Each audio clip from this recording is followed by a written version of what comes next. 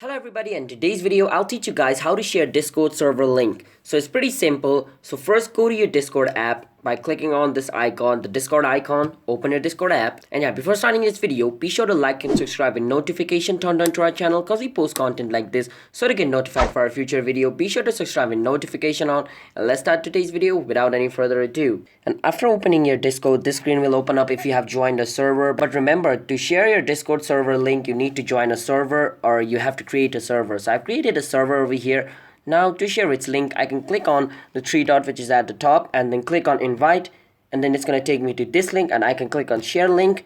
And after clicking on share link, and share it to wherever platform I want, like chats, the messenger or Viber or Gmail or Twitter Fleet or Twitter, wherever I want. But I prefer clicking on copy to clipboard because it's simple. I just copy the link and I can paste it wherever I want. So that's basically it. So if you guys found this video helpful, then be sure to like and subscribe and notification turned on to our channel because we post content like this. So to get notified for our future video, be sure to subscribe and notification on, and I'll be signing out. Have a nice day everybody. Peace out.